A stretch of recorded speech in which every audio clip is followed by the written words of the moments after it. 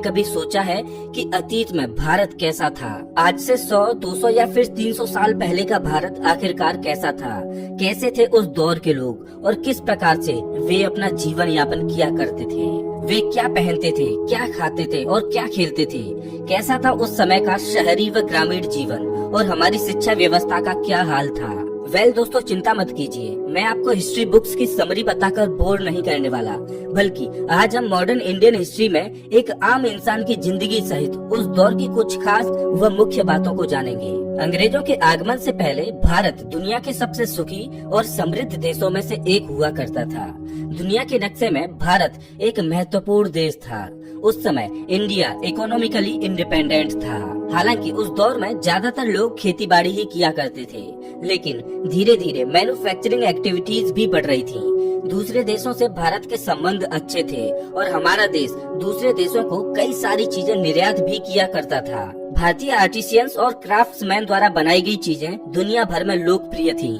भारतीय cotton, silk, बेशकीमती पत्थर व हैंडीक्राफ्ट चीजों की डिमांड बहुत ज्यादा थी और इन्हीं कुछ कारणों की वजह से भारत को उस दौर में सोने की चिड़िया भी कहा जाता था। लेकिन इस सोने की चिड़िया के पर काटने में अंग्रेजों को ज्यादा समय नहीं लगा। 17वीं शताब्दी में औरंगजेब शासन के बाद मुगल एम्पायर का पतन होना शुरू हो गया था। औरंगजेब के बाद मुगल एम्पायर में जितने भी रूलर्स आए वो देश को सही से संभाल पाने में असफल रहे। अंग्रेज यूं तो ट्रेड के पर्पज से भारत आए थे, लेकिन देखते ही देखते उन्होंने पूरे भारत को अपने कब्जे में कर लिया। ईस्ट इंडिया कंपनी मसालों का व्यापार करती थी और उस समय मसालों की यूरोप में काफी डिमांड थी। इसके अलावा ये company silk, cotton, Indigo die आदि जैसी चीजों का भी व्यापार करती थी। 24 अगस्त 1608 को ईस्ट इंडिया कंपनी गुजरात के सूरत पहुंचती है, जिसके बाद साल 1613 में ईस्ट इंडिया कंपनी को वहां फैक्ट्री एस्टेब्लिश करने की परमिशन मिल जाती है। इसके बाद 1615 में ईस्ट इंडिया कंपनी को पूरे मुगल एम्पायर में ट्रेड करने की परमिशन मिल जाती है। इसी के साथ विजयनगर एम्पायर भी इस कंपनी को मद्रास में फैक्ट्री ओपन करने की परमिशन दे देता है। उस समय यूरोप के अन्य देशों की कंपनी जो इंडिया में ट्रेड कर रही थी, उनसे ब्रिटिश ईस्ट इंडिया कंपनी काफी आगे निकल चुकी थी। इस समय तक यूं तो ईस्ट इंडिया कंपनी का मुख्य मकसद व्यापार करना ही था, लेकिन जब उन्होंने देखा कि मुगल एम्पायर का पतन हो रहा है और भारत में कई छोटे छोटे किंगडम्स हैं, तो उन्होंने धीरे धीरे इंडियन पॉलिटिक्स में हस्तक्षेप करना शुरू कर दिया। शुरुआत में ब्रिटिशर्स ने 3 गांवों के जमींदारी राइट्स ले लिए थे।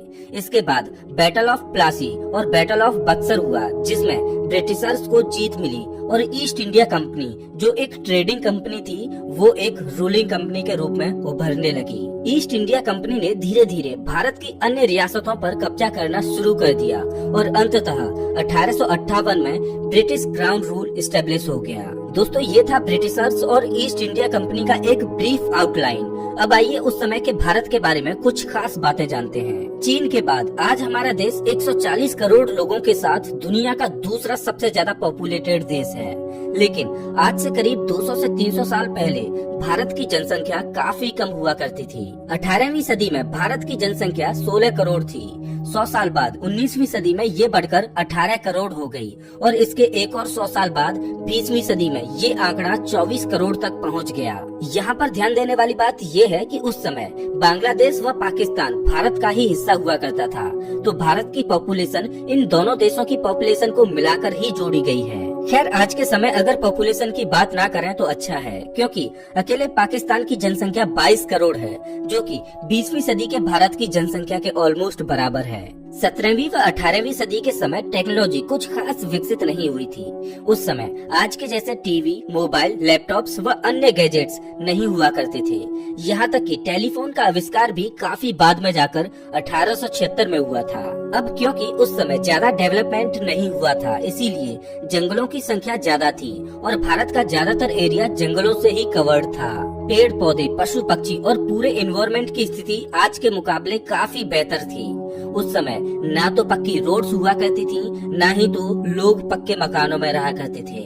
अंग्रेजों के आने से पहले भारत के ज्यादातर हिस्सों में पुल, बांध, तरह तरह की बिल्डिंग्स व बहुमंजिला इमारतों का कोई नामो निशान नहीं था। भारत के ज्यादातर लोग कच्चे मकानों में रहा करते थे, जो मिट्टी और लकड़ियों से बने होते थे। उस दौर में मोटरसाइकिल और कार जैसी गाड़ियां थी ही नहीं। लोग पैदल ही एक जगह से दूसरी जगह तक जाया करते थे और लंबी यात्राओं के लिए घोड़े या फिर बैलगाड़ी का प्रयोग करते थे। यही कारण था कि उस समय की कच्ची सड़कें छोटी हुआ करती थीं और गंदी भी। लोगों का लाइफस्टाइल काफी सिंपल था। वे आज के जितनी लग्जरी लाइफ नहीं जीते थे। उस समय भारत के अधिकांश लोग धोती, कुर्ता व गमछा पहना करते थे। महिलाएं साड़ी और छोटी बच्चियां स्कर्ट पहना करती थीं। भारत की कुछ कुछ जगहों में सलवार सूट और कुछ अन्य तरह का भी पहनावा देखने को मिलता है, जैसे कि आदिवासियों का पहनावा एकदम ही अलग था। वैसे आदिवासियों का पहनावा आज भी वैसा ही है और आज के समय भी भारत के कुछ गांवों में आपको बुजुर्ग लोग धोती कुर्ता पहने मिल जाएंगे। आज के समय में हम अपना ज्यादातर बचा समय स्मार्टफोन में कंटेंट देखने, मॉल या अन्य जगहों पर घूमने, शॉपिंग करने व कुछ एक्टिविटीज में बिताते हैं। लेकिन पुराने समय में ये चीजें तो थी ही नहीं। लोग अपना ज्यादातर खाली समय भगवान की पूजा या आराधना करने में बिताते थे। वे मंदिरों में घंटों तक पूजा करते और कई बार ग्रुप्स में लोगों के साथ चबूतरों व पेड़ों के नीचे विश्राम किया करते थे। छोटे बच्चे गुल्ली डंडा, तीर धनुष, छुपन छुपाई, कबड्डी, कुश्ती व अन्य खेलों में अपना समय गुजारा करते थे। अब दोस्तों, धार्मिक होना तो ठीक है, लेकिन उस समय कुछ लोग अंधविश्वासी भी थे। वे काला जादू जैसी चीजों में विश्वास करते और उसे प्रैक्टिस भी किया करते थे। सन 1900 के समय ज्यादातर चाइल्ड डिलीवरीज घरों में ही हुआ करती थी, क्योंकि उस समय हॉस्पिटल, डॉक्टर्स व नर्सेज की संख्या कम थी और इसी वजह से इन्फेंट चाइल्ड डेथ के कई केसेस देखने को मिलते थे। ये उस समय की आम बात हुआ करती थी। बात करें अगर मौजूदा समय की, तो आज 95% चाइल्ड डिलीवरीज हॉस्पिटल में होती हैं। मौजूदा समय में हमारा संविधान एक समय पर एक से ज्यादा शादियों को मान्यता नहीं देता, मतलब कि एक हस्बैंड की एक से ज्यादा पत्नियां नहीं हो सकती। लेकिन पुराने समय में कोई संविधान तो था नहीं, इसीलिए कई रईस लोग एक से ज्यादा शादियां किया करते थे। देखा जाए तो मुगल शासकों की वैसे भी कई पत्नियां हुआ करती थी। उस दौर में महिलाओं की स्थिति कुछ खास नहीं थी। ब्रिटिशर्स के आने से पहले और उसके कुछ समय बाद तक भी बाल विवाह का प्रचलन था। दहेज प्रथा, छुआछूत, घूंघट प्रथा जैसी कई सामाजिक बुराइयां उस दौर में अपने चरम पर थीं। यूं तो अंग्रेजों ने भारत को बहुत लूटा, लेकिन एक पॉजिटिव साइड ये भी था कि उन्होंने कुछ सामाजिक बुराइयों को दूर करने में अपना योगदान दिया। जैसे कि 1829 में ब्रिटिशर्स द्वारा सती प्रथा को बंद कर दिया गया। सती प्रथा में एक पति के मर जाने पर उसकी पत्नी को उसके पति की चिता पर लिटाकर जिंदा जला दिया जाता था। ये प्रैक्टिस उस दौर में कॉमन थी, लेकिन बाद में लोगों ने इसका विरोध करना शुरू किया और अंत में ब्रिटिशर्स ने इसे बंद कर दिया। बात करें अगर भारतीय अर्थव्यवस्था की, तो अंग्रेजों के भारत आने से पहले फर्स्ट सेंचुरी एडी से लेकर 17th सेंचुरी एडी तक भारत का वर्ल्ड जीडीपी में कंट्रीब्यूशन 25% से लेकर 35% तक रहा था और वहीं आजादी के बाद ये नंबर घटकर महज 2% रह गया था। एक रिपोर्ट की माने तो अंग्रेज भारत से 45 ट्रिलियन डॉलर्स जितनी दौलत लूटकर अपने देश ले गए थे।